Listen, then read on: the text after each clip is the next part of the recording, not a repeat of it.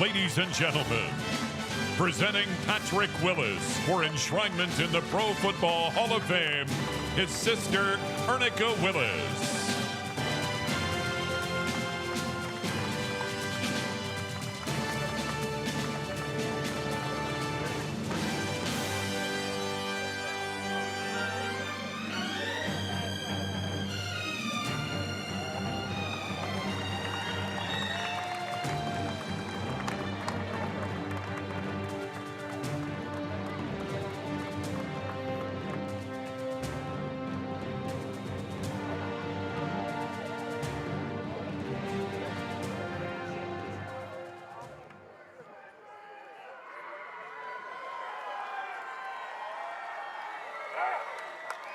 Just wiping the sweat away.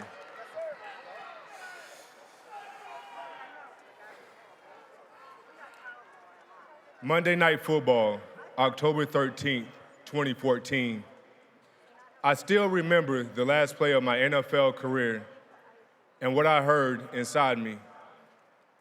I heard, "Job well done, my son, my faithful and loyal servant." In that moment, I realized I had completed what I had come to do with the time the Lord had allotted me to play in the National Football League. It's not necessarily how long you play, but how impactful you are. Now, I'll take you back to the beginning, 1996. My football journey actually began way before that, but we'll start here. The following is my manifesto. I'm in the 6th grade, it's football season, and it's game day. I wouldn't have time to take the bus home and changing everything, so I stayed after school, hid out in the library. Sometimes I would watch NFL classic hits because I wanted to be a professional football player. So I watched those hits thinking, if I could hit someone like that, that's how I got into the NFL. Several weeks later, I was looking around and found a tape that said Walter Payton autobiography. One of the greatest. I put it in and saw many players speak about Walter Payton. I was in awe. Walter Payton was a real-life superhero and my first football role model. He came from a place similar to mine and grew up like I did, surrounded by farm fields and woodlands. In the autobiography, legendary players, Jerry Rice, Roger Craig, Mike Singletary, all speak about this thing they called work ethic. And I said, wait, if this is what it takes to get there, Pops has instilled this work ethic in me since I was a little boy. I got that. Fast forward to 2008, it's my 2nd season. When the team captains for the 49ers walked out on the field in Candlestick Park, I looked to my right, to my left, and right behind me. To my right was Jerry Rice. To my left, Roger Craig, and right behind me, Mike Singletary. All 3 of them were in the autobiography that I had watched when I was in the 6th grade, and here I was now on the field with them. That was a surreal moment. Coach Singletary, when you put the gold jacket on me last night, it wasn't simply given to me by my former position coach. It was given to me by a leader who taught me linebacker fundamentals and life fundamentals. I can hear you now, Coach. Pat, you're too high, son. Get low. Or telling the team, nothing good comes after 10 p.m. Thank you, Coach, for teaching me what it would take to be a champion on the field and off.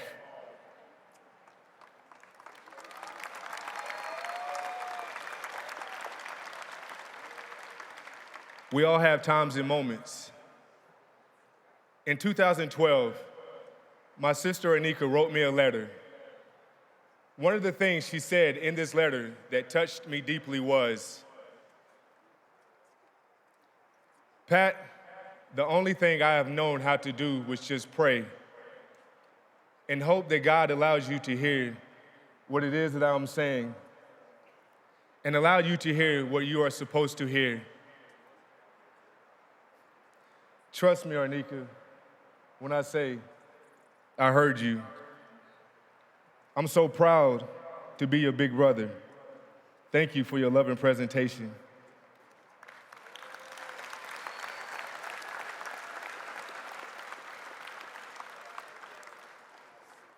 Coach Finley, I was the only freshman you picked to make the varsity basketball team that year. That was a big deal to me. Sports really helped keep me on the straight and narrow, and I'm forever grateful.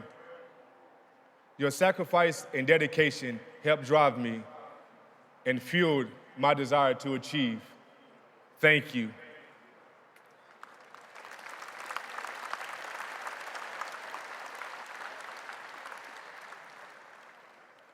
To the 49ers organization and the faithful,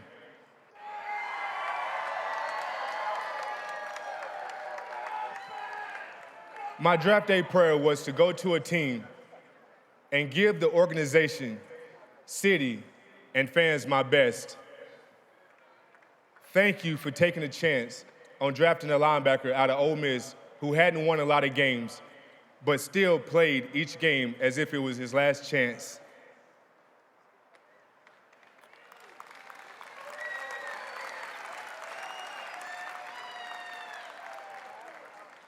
Today, I stand before you with a heartfelt thank you to everyone who has played a part in my journey to Canton.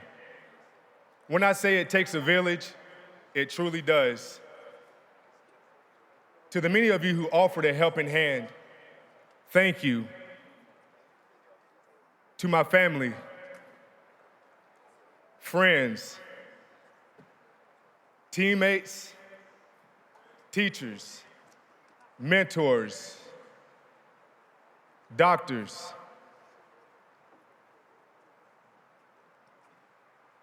equipment managers, trainers, and everyone else, you know who you are. Thank you for always being there for me and with me. Because of all of you, I stand here today honored to be wearing this gold jacket, standing shoulder to shoulder with the great ones in the National Football League. I am elated to now know that I would not be simply known as Patrick Willis, but as Hall of Famer Patrick Willis, Mr. 378.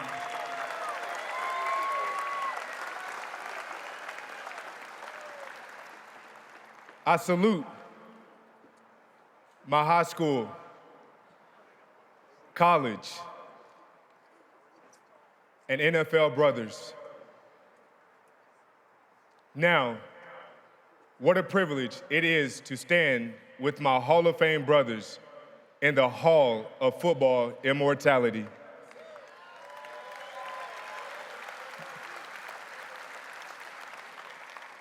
This is my legacy to my family and to the next generation. I am truly blessed.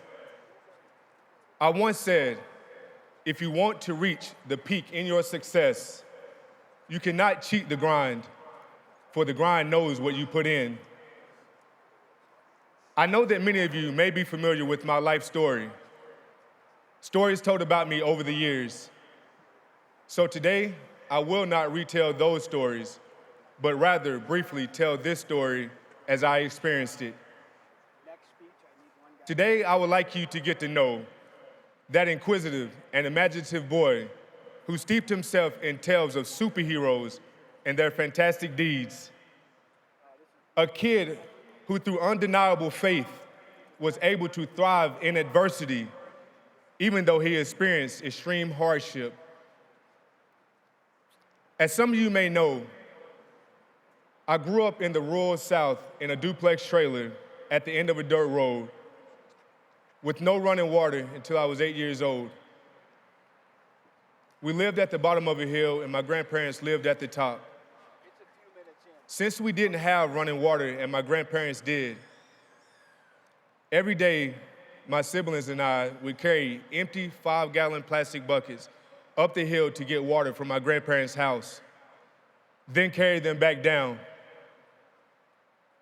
I remember when I was carrying those buckets, I would tell myself, if I can make it from here all the way to the house without stopping, I was going to get stronger. No doubt I was getting physically stronger, but I didn't know at the time that I was also building inner strength. I have a friend who recently said to me, every single thing in life revolves only around two things: to choose to do something or to choose not to.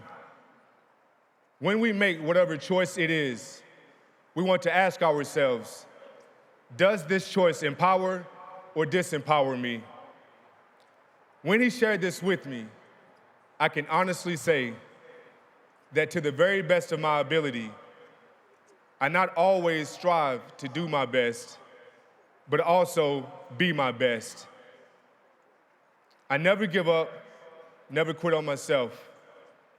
Through my example, I hope my story can be a template for you to achieve your greatness, to inspire and help you empower yourself to live the God-given vision of success. Friday nights and Monday nights were the most fun. Monday night was the best. Monday night football began at 7, followed by wrestling, and in bed by 11. It didn't get any better than that. One Monday night, sitting in front of my grandparents' floor model television set, something extraordinary happened. At the kickoff, I had a vision of me running down the field to go make a tackle. A moment later, I heard a voice within me saying, "You will. You are special. You have greatness in you." I not only heard the words in my head, but I felt the voice right here in my solar plexus. I couldn't explain it to anyone, but I felt this powerful energy confirming my destiny. I knew that what I was experiencing in that moment could only have come from the Most High, and it was pouring through me. I was 11 years old, my vision clear, my future set. I was going to play in the National Football League. I know today I did not speak about my football accomplishments, nor did I speak in a way you're used to hearing me. Today, I chose to reveal the more intimate side of Patrick Willis, enabling you to see what has supported me my entire life. My connection to spirit, my connection to source. Today, you heard me speak about my vision. The vision I speak of is not the one we see with our two eyes, but the one we see with our heart's eye that's connected to the main life source in the universe. Strive to see with your heart's eye, and in turn, fulfill all that is possible. As I close, it is with the blessing given to me by one of the true guiding forces in my life, my grandmama Louise. As I was leaving for college, my freshman year in 2003, she said to me, "Baby, no matter what you do, keep your hand in God's hand." And I am passing her blessing on to all of you. Thank you very much.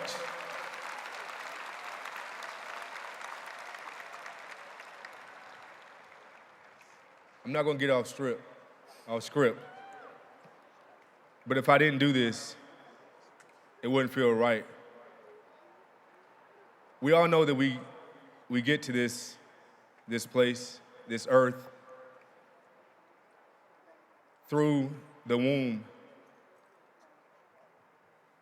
of a woman with the help of a man. This day is special for so many reasons. Obviously, being here at the Hall of Fame, the Pro Football Hall of Fame, standing up here on this stage with my new classmates, my new brothers, and in front of you all speaking. But that wouldn't be possible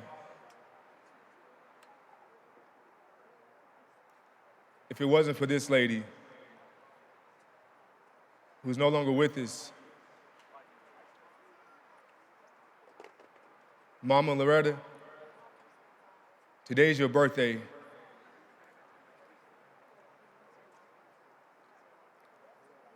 You'd always say, even if I hadn't seen you,